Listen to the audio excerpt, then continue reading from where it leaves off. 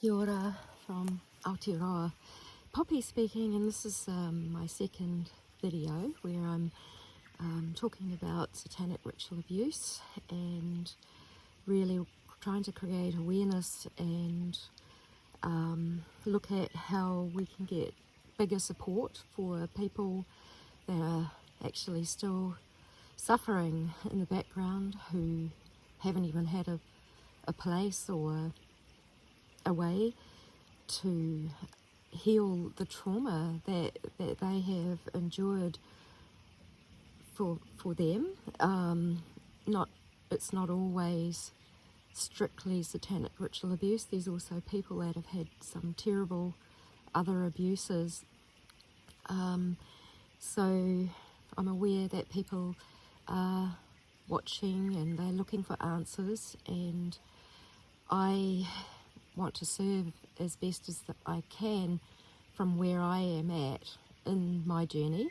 Okay, so I'm still quite exhausted and I'm still on healing regimes and protocols, but there's a lot of awareness now that's coming out about sex trafficking, satanic ritual abuse, and people are going to need support. There's a lot of people that are going to need help, because I can tell you that the lack of support and the lack of having the voice and having to keep these things oppressed inside, it just causes disease, and it just causes, often people end up just committing suicide. I really understand that. I have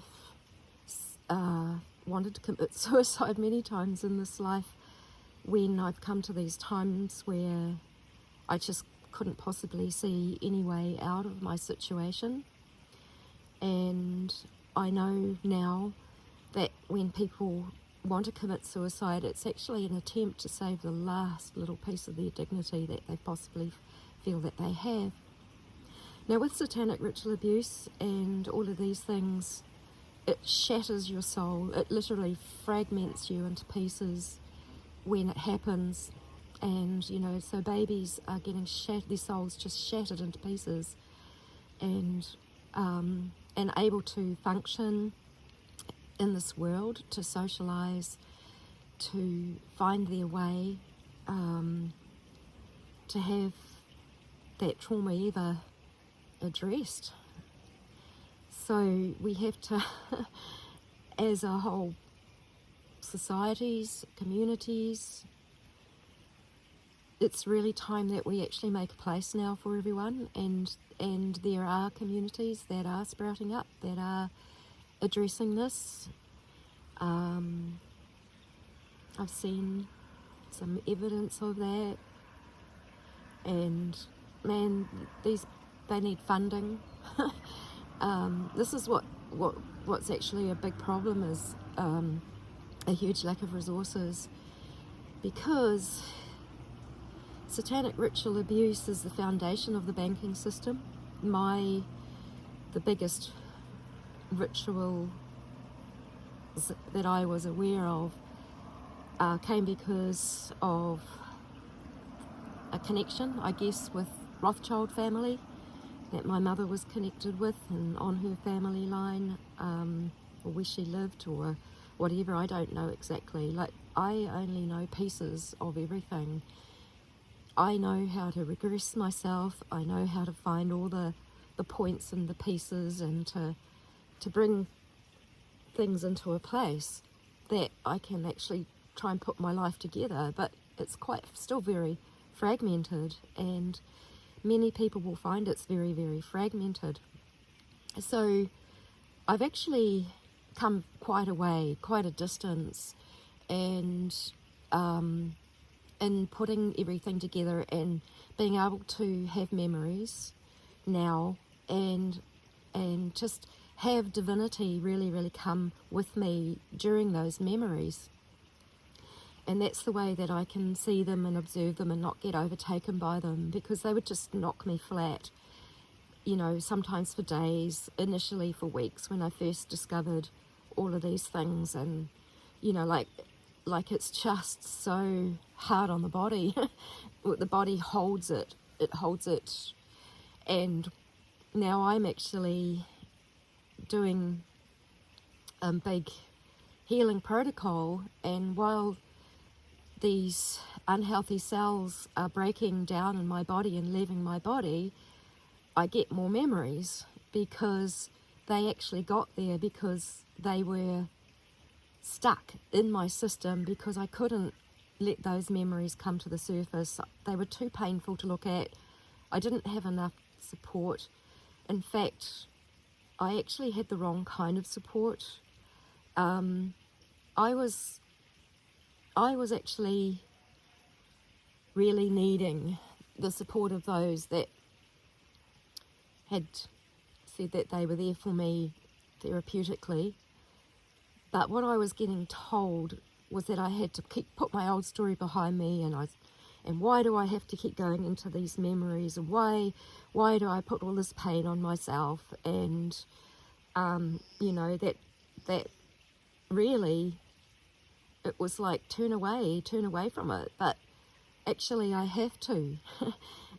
These things do have to come out of our systems. They do have to come out of our bodies, our emotions, out of every aspect of our being. They're stuck in all sorts of different levels. There's many levels of the self, but so they affect every level of the self. And so being told, that stop it, and what I was finding was that I was really, really trying to work with this. I really tried to think, well, maybe someone knows a little bit more about me. I've done all of this work so far, and I've got a lot going on, and I started to listen to someone else who was really saying, put it behind you and all of this sort of thing. But actually what I've come to realize is that my story and your story and the story of those that have been through this is our story, actually. And it does matter. It doesn't mean we have to stay in the trauma and the pain of that story, but we came here. We came here with a purpose. We came here with a mission. We took on something incredibly painful on behalf of so many others to try and heal and clear this up and stop this ever happening again. And so it is actually a vital part. So why not embrace our story, embrace who we are, embrace the journey, see the bigger perspective. It's all about knowing ourselves, and that is the greatest thing that anybody is called to do in life, and to get back into a connected way of being is, first of all, we have to know ourselves. And that means for people that have gone through the shocking traumas, to me it's the worst kind of abuse, when it shatters you, sexually in every way. And sometimes I'm just stalling here too, because I'm thinking about the way that it's delivered in such violence, in such terror, in such torture, through the back passage.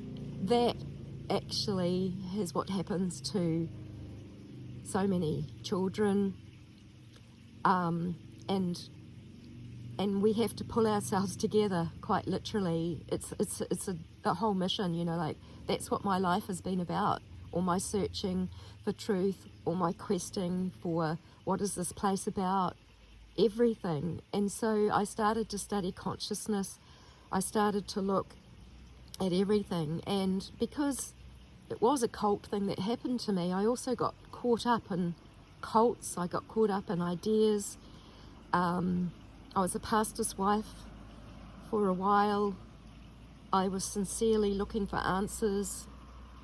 While I am not a Christian now, I am aware that in some of my healing sessions, a being who spoke incredible wisdom to me and appeared to look a little bit like some depictions of paintings of Christ did come and did give me some very good guidance and support, but and so did Shiva actually in other ones, and then there's been totem animals, and there's been all sorts of energies or things that have come along and supported.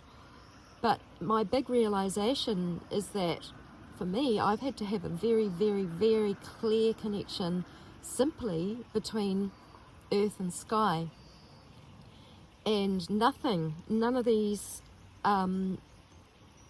there's a lot of entities, there's a lot of beings, there's a lot of things on the outside that can actually look, because I have that sight where I see into those realms, where they can look like they help. And they're a trick. So we have to be careful about everything in the way that we go about everything. It's just like, it sort of has felt like a minefield, but now that I have the right kind of support coming in, and I need to be in charge of my process. I can't have people come in and put their ideas and their spirituality and their things on top of me. We need to collaborate. And I'm going to learn EDMR, which is a way of dealing with trauma. So I'm still open to look at different ways, but it's very important for me in my situation to decide what I need. Another thing that has been incredibly helpful for me has actually been astrology, and I study the Mayan calendar, the sacred Mayan calendar, which has also been a way for me to help to get to know myself and get to know the greater energies that are coming to our planet at the moment, that we are actually in this great time of karma and clearing. And what I can see is that a lot of those quantic forces that have run in the systems and controlled are actually being cleared away. They're all being cleared away through our consciousness too. You know, as we heal ourselves, then those things don't have a purpose anymore, and off they go. There's a lot of keys that I can talk about. One particular key is that we can't hold malice towards all of the perpetrators and those that have attacked and those that have abused. If we hold malice, they hold power over us. Really, we have to know how powerful and how amazing we are and what our power is and who we are. And this has made all the difference to me, because this world can be like a minefield, and people that cannot discern energy, that don't know about energy dynamics, and only rationalize and live through their brains a lot, or their mind, or their mentality, and discern and judge only through their mentality and not through their intuition, their heart, their inner knowing. You know, that's when they are often became dangerous, especially if they're energetically compromised. Now, I like to call it energetically.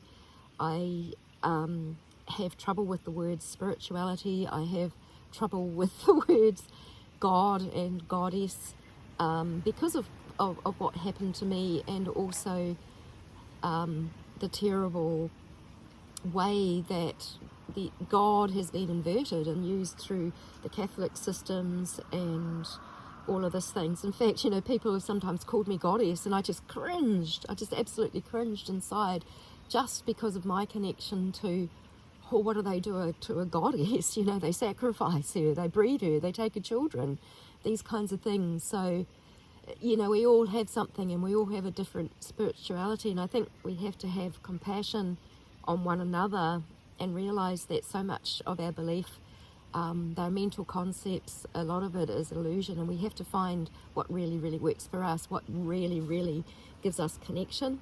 So to me, I keep my connection very strongly through Ranganui, who is Father Sky or Father Time, and he is, you know, he gives the energy and the code for it to help us evolve and to help us grow, and this is how I see it, and very much with Papa Tuanuku, who is Mother Earth, who I see as the goddess. And what's happened is that Christianity and religions have tried to move people into their minds to have a faith of something something that's not even tangible, something that's not seen. Yes, sure, I can't see the energy of the time codes and the frequencies of the energies that are coming, but I can feel them and I can intuit them and I know them and they guide me, and I'm right here, I'm in here in nature, I'm right here with Papatūnuku.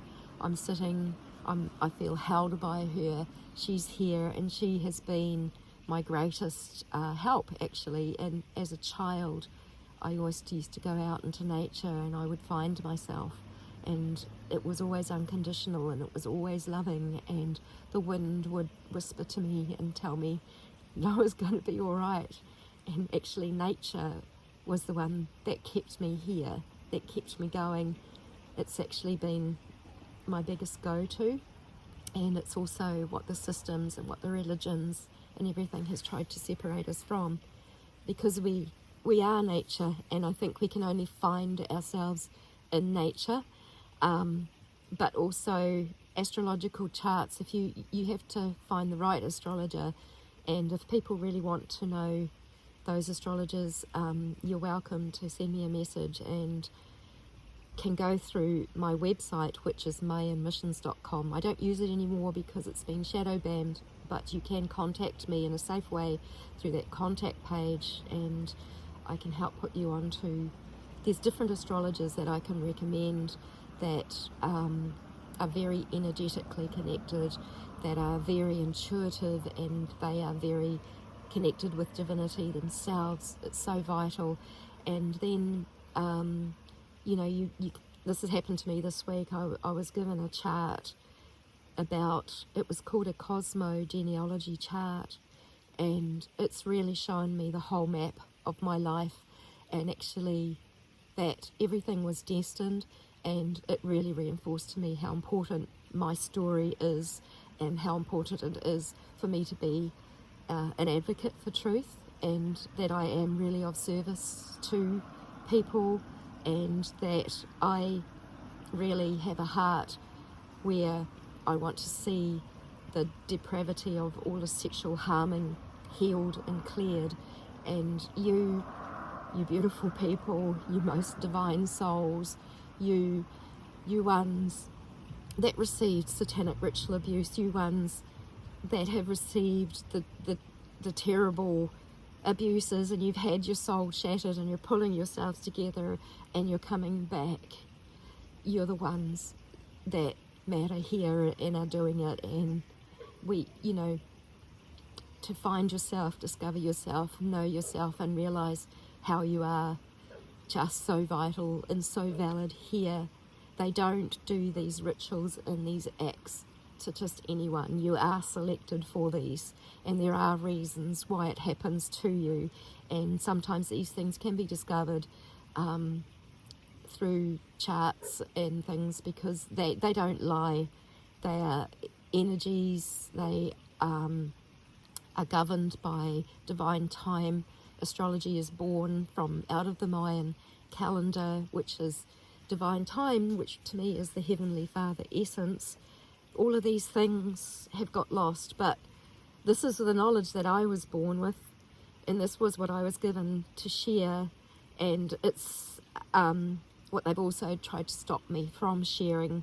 And like before, when I was going through, I got so sick that I was having paralysis symptoms, and all sorts of things were going on for me, and there was so much inflammation in my throat and my head that I actually mentally couldn't even use my brain, my left brain, properly, and then that set me up, to fall by people that were not empathic and could not see what was going on. So surround yourself only with people who are empathic, and stay and be the love that you are. I love you all.